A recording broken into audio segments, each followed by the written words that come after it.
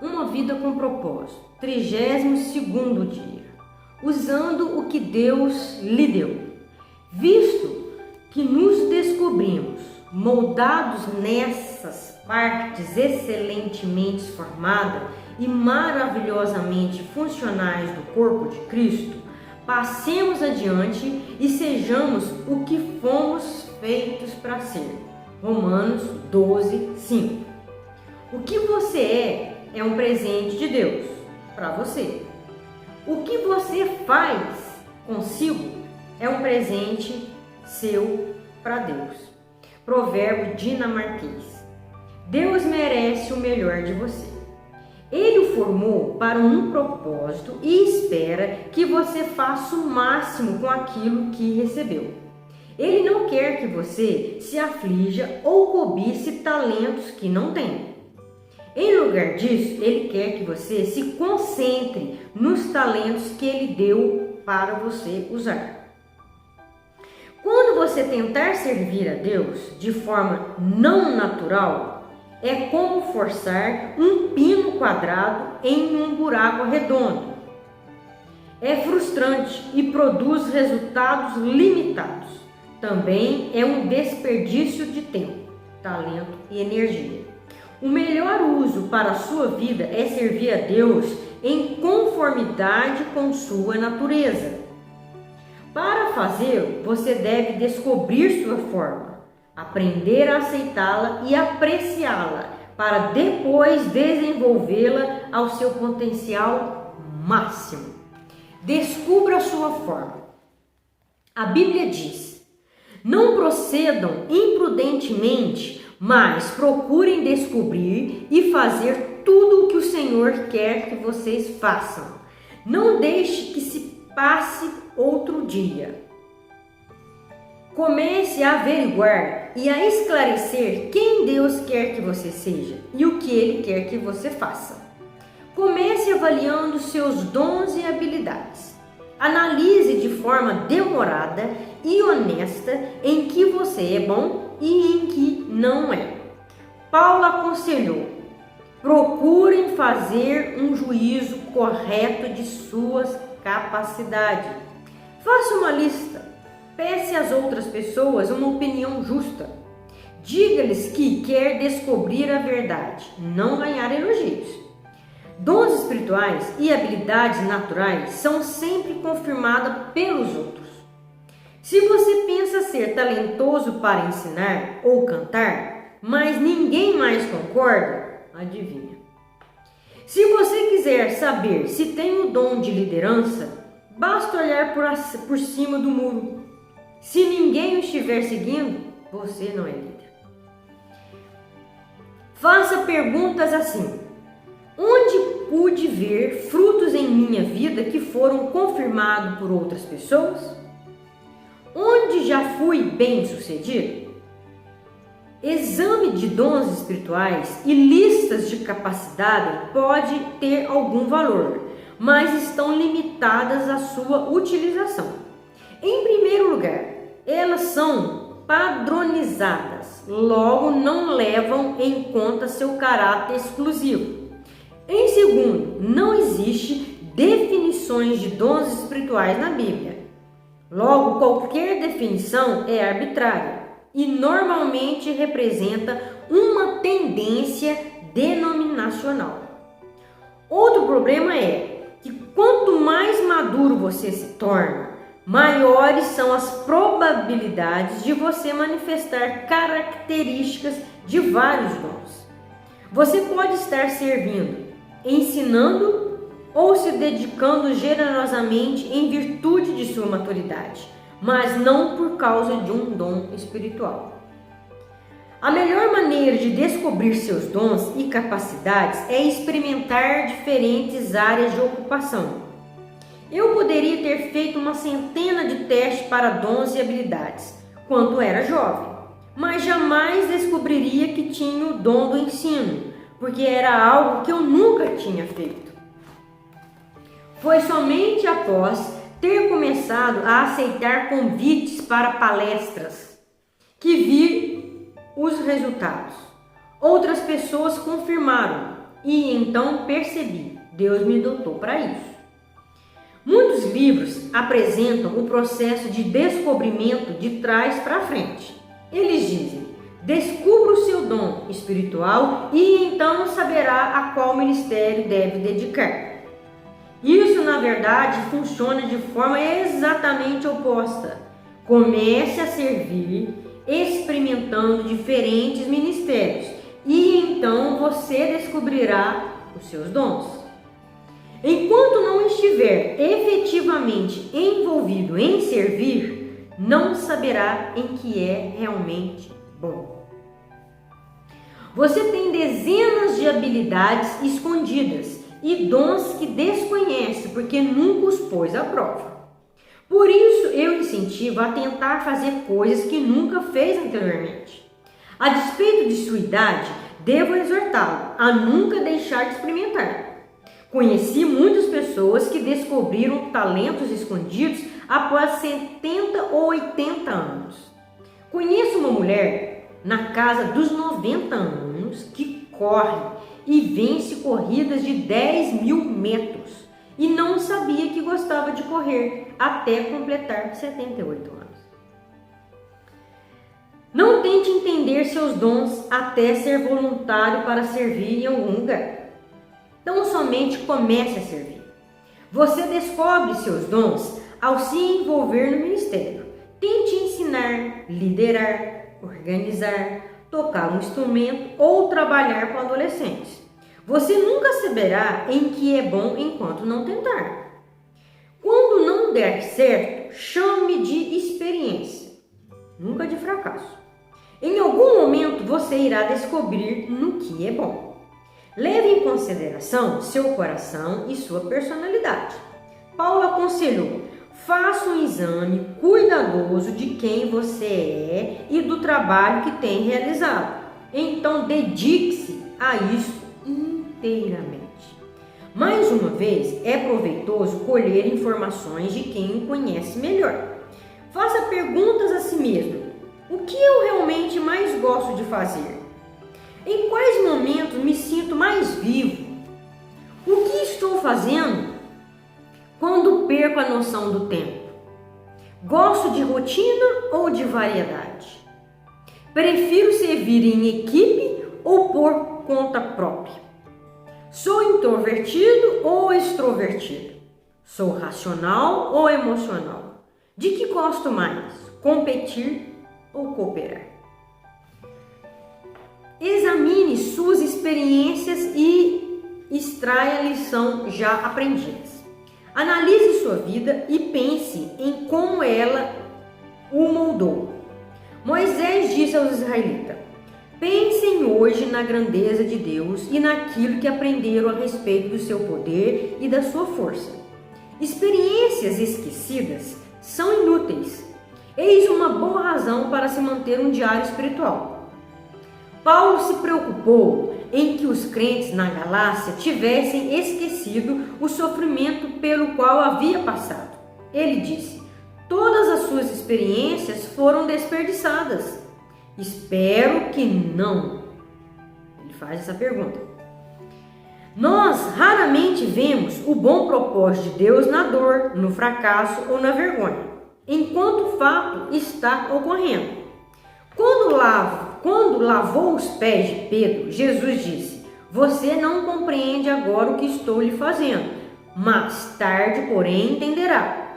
Somente em retrospecto compreendemos como Deus planejou um problema para o bem. Extrair lições de suas experiências leva tempo. Sugiro que você tire um final de semana para um retiro de análise da vida, onde irá parar para ver como Deus trabalhou em vários momentos decisivos de sua vida e para avaliar como Ele quer usar essas lições para ajudar os outros. Existem recursos que podem auxiliá-los a fazer isso. Aceite e desfrute de sua forma. Uma vez que Deus sabe o que é melhor para você, você deveria aceitar com gratidão o modo em que Ele o moldou. A Bíblia diz: mais exatamente, quem és tu? ó homem, para discutires com Deus? Vai acaso a obra dizer ao artífice: por que me fizeste assim? O oleiro não pode formar da sua massa, seja um utensílio para o uso nobre, seja outro para o uso vil? Sua forma foi determinada soberanamente por Deus, para o propósito dele. Então você não deve se ressentir ou rejeitá-lo. Em vez de tentar se remodelar para ser outra pessoa, você deve comemorar a forma que Deus deu somente a você. Entretanto, Cristo concedeu aptidões especiais a cada um de nós. Qualquer coisa que Ele deseja que recebamos de seu rico depósito de dons. Parte da aceitação de sua forma está no conhecimento de suas limitações. Ninguém é bom em tudo e ninguém é chamado para ser tudo. Todos temos papéis definidos. Paulo compreendeu que seu chamado não era para realizar tudo ou agradar a todos, mas sim para se concentrar no ministério específico para o qual Deus o havia formado. Ele disse: nosso alvo é ficar dentro dos limites do que Deus planejou para nós. A palavra limite se refere ao fato de Deus ter destinado cada um de nós para um campo ou esfera de serviço. Sua forma determina sua especialidade. Quando tentamos entender nosso ministério para além do que Deus nos preparou para fazer, experimentamos pressão. Assim como em uma corrida, cada competidor recebe uma raia. Devemos individualmente correr com perseverança a carreira específica que Deus pôs diante de nós. Não sinta inveja do corredor da raia ao seu lado. Simplesmente se concentre em terminar a sua corrida. Deus quer que você goste de usar a forma que Ele lhe deu. A Bíblia diz: esteja certo de fazer o que você deveria estar fazendo, pois assim você desfrutará a satisfação pessoal de ter feito o seu trabalho bem feito e não precisará comparar-se com ninguém. Satanás tentará lhe roubar a alegria do serviço de duas formas: tentando para comparar seu ministério com os dos outros e tentando para adaptar seu ministério às expectativas dos outros. Ambas são armadilhas mortais que irão distraí-lo do serviço tal como definido por Deus. Toda vez que você começar a perder a alegria no seu ministério, comece verificando se uma dessas tentações é a causa. Essas duas que ele fala aqui, né? A Bíblia nos adverte a jamais nos comparar com os outros. Faça bem o seu trabalho e assim terá algo de que se orgulhar. Mas não se compare com os outros. Existem duas razões pelas quais você jamais deveria comparar sua vocação, seu ministério ou os resultados de seu ministério com o de qualquer outro. Primeiro, você sempre irá achar alguém que pareça estar fazendo um trabalho melhor do que o seu, e isso irá desencorajar. Ou você sempre encontrará alguém que não pareça ser tão eficiente quanto você, e então se tornará arrogante. Ambas as atitudes lhe tirarão do serviço e roubarão a sua alegria. Paulo disse que é tolice nos compararmos com os outros. Ele disse: não temos a pretensão de nos igualar ou de nos comparar com alguns que se recomendam a si mesmos. Quando eles se medem e se comparam consigo mesmo, agem sem entendimento. A paráfrase deste versículo, segundo a versão A Mensagem, diz: em toda essa comparação, medição e competição, eles acabam perdendo o que é mais importante. Você irá descobrir que pessoas que não compreendem sua forma para o ministério irão criticá-lo e tentá-lo fazer corresponder ao que eles pensam que você deveria estar fazendo. Ignore-os. Paulo tinha de lidar constantemente com críticos que não compreendiam e denegriam seu serviço. resposta era sempre a mesma: evite comparações, resista aos exageros e almeje somente os elogios de Deus.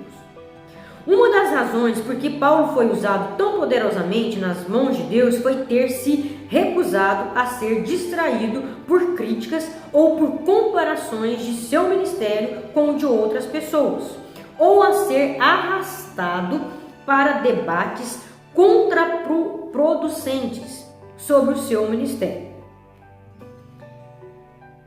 Como John Bunyan disse: se minha vida é infrutífera, isso não importa a quem me enaltece. E se minha vida é frutífera, isso não importa a quem me critica. Continue desenvolvendo sua forma. A parábola dos talentos, contada por Jesus, demonstra que Deus quer que façamos o máximo com o que Ele nos dá. Devemos cultivar nossos dons e habilidades, manter nosso coração em chamas, desenvolver nosso caráter e nossa personalidade e ampliar nossas experiências para que sejamos cada vez mais eficientes em nosso serviço. Paulo disse aos Filipenses: continue crescendo em conhecimento e entendimento.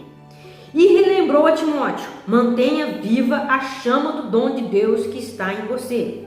Se você não exercitar os músculos, eles se enfraquecem e atrofiam. Da mesma maneira, se não utilizar as habilidades e capacidades que Deus lhe deu, você irá perdê-los.